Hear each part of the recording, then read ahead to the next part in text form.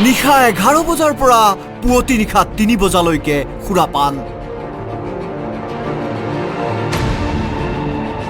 দুৰ্ঘটনাৰ পূৰ্বে বাৰত শামীমে সুৰাপান কৰাৰ দৃশ্য আৰক্ষীৰ হাতত। আকাংক্ষা, পূজা, আৰ্মিনা, শামীমহঁতে বাৰত বহি সুৰাপান কৰিছিল। 19,000 টকাৰ মদ খাইছিল শামীমহঁতে।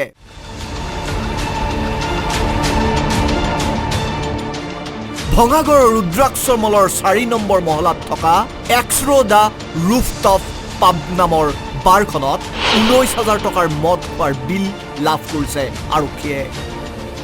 ৰাতি গুৱাহাটীৰ কেইবাটাও প্ৰান্তত ঘূৰি 11 বজাৰ পৰা ৰুদ্ৰাক্ষ মলত পাৰ্কিং কৰিছিল A01 GP 0562 নম্বৰৰ ছুইফ্ট বাহনখন। তেতুলৈকে সুৰাপান কৰি 3 বজাত ৰুদ্ৰাক্ষ মলৰ পাৰ্কিঙৰ পৰা ওলাই আহিছিল বাহনখন। বাহনখনৰ চালকৰ চিটত আছিল Shamim Ahmed. GS road, RGB road আৰু মাদাৰ টেৰেছা ৰোডত 3 যুৱতীক লৈ ঘূৰি ফুৰিছিল শামীম। প্ৰতি ঘণ্টাত 135 কিলোমিটাৰ গতিবেগত আছিল শামীমে চলোৱা ছুইফ্ট বাহনখন।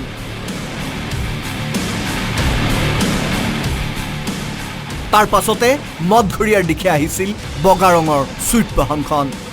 পুৱা 4:02 মদঘৰীয়াত ৰখাই থোৱা A01 FC 4908 নম্বৰ ট্ৰাকখনত পিছফালৰ পৰা খুন্দিয়াইছিল শামীমে।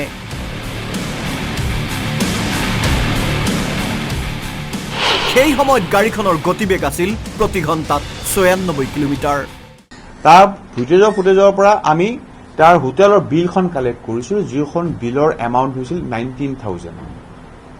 তাৰপৰা ৰাতি 3টা বজাত তেওঁলোক ওলাই আহিছিল। তাৰপৰা আকৌ GPS ট্ৰেক কৰি চালোঁ যে 3টা বজাত গাড়ীখন ভঙাগড়ৰ পৰা মুভ কৰিছে, গুৱাহাটীৰ বিভিন্ন জেগাত গৈছে, বিশেষকৈ GRS ৰোড গৈছে, RG বৰুৱা ৰোড গৈছে, মাদাৰ টেৰেছা ৰোড গৈছে। সেইখিনি সময়ত গাড়ীখনৰ maximum speed 135 kilometre per hour উঠাইছিল। GPS ট্ৰেকত সেইখিনি ওলাই আছে। তাৰপৰা ইনচিডেণ্টটো যিখিনি সময়ত হৈছে একজেক্টলি 4:02 গাড়ীখনে যিটো ইনচিডেণ্ট ইম্পেক্ট কৰিছে সেই সময়ত গাড়ীখনৰ স্পীড আছিল 96 kilometre per hour. Seat belt পৰিধান কৰাৰ বাবে এয়াৰবেগ ওলাই অহাৰ ফলত বাচি গ'ল শামীম। এতিয়া প্ৰশ্ন হৈছে, গাড়ীখন কিয় ভাড়াত লৈছিল শামীমে? গাড়ীখন লোৱাৰ সময়ত উপযুক্ত নথি পত্ৰ জমা দিয়া নাছিল চতুৰ শামীমে। স্কৰ্ডেমী একাডেমীৰ সঞ্চালক শামীমৰ নাছিল নেকি নিজৰ গাড়ী? ধেমাজিৰ পংকজ কুমাৰ দত্তৰ আছিল ছুইফ্ট বাহনখন। গুৱাহাটীৰ যুৱক ভাৰ্গৱ ডেকাক পংকজে ভাৰ লৈ দিছিল ছুইফ্ট বাহনখন। ভাৰ্গৱে আকাশ দে নামৰ এজন ব্যক্তিক চলাবলৈ দিছিল ছুইফ্টখন।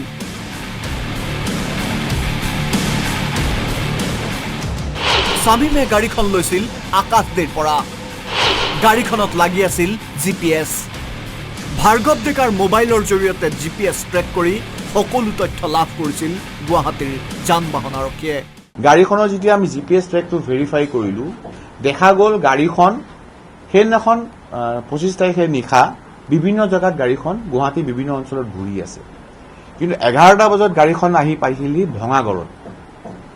তাৰ পৰা কোনো ধৰণৰ মুভমেণ্ট নাই। 11টাৰ পৰা 4টা বজাত এৰাউণ্ড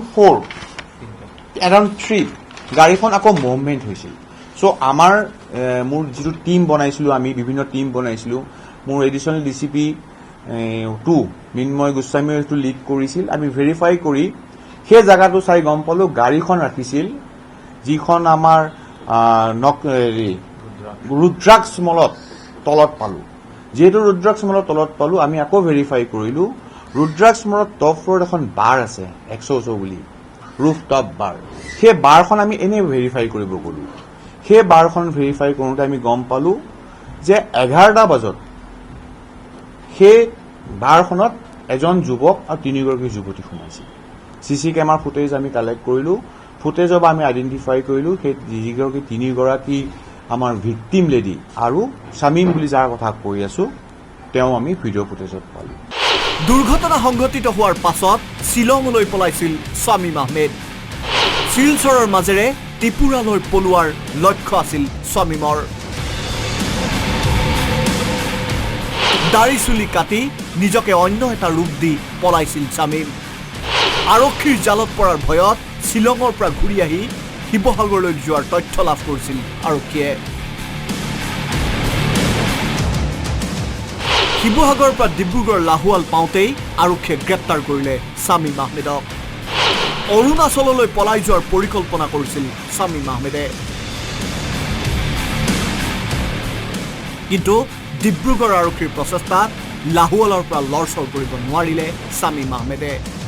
গ্ৰেপ্তাৰ হোৱা শামীম আহমেদক সোধা পোছা অব্যাহত ৰাখিছে মহানগৰ আৰক্ষীয়ে। তেওঁ পলাই আছিল গুৱাহাটীৰ বিভিন্ন অঞ্চলত। আমাৰ সৰু সৰু টীমবিলাকে তেওঁক বিচাৰি আছিল। তেওঁ গৈ শ্বিলং পাইছিলে। শ্বিলঙলৈকে আমি আমাৰ টীম পঠিয়াইছিলোঁ, কিন্তু শ্বিলঙৰ পৰা তেওঁ ওলাই আহিলে।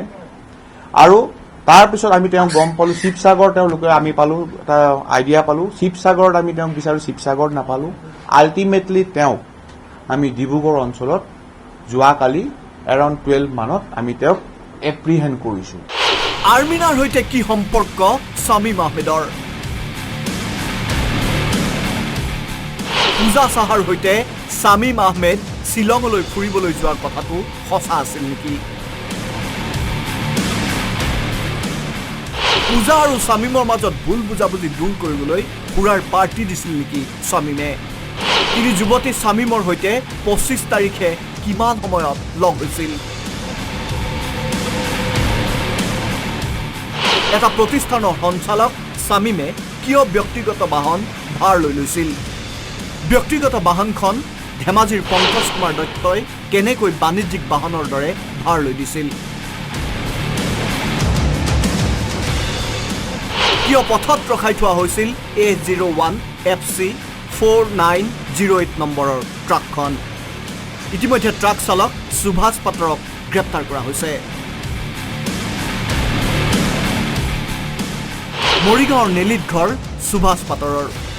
শামীম গ্ৰেপ্তাৰ হোৱাৰ পাছতে কথাবোৰ লাহে লাহে ওলাইছে আৰু ওলাব। গুৱাহাটীৰ পৰা ভিডিঅ' জাৰ্নেলিষ্ট পাৰ্থ মজুমদাৰৰ সৈতে বিতুপন বৰাৰ ৰিপৰ্ট, আছাম টক্স।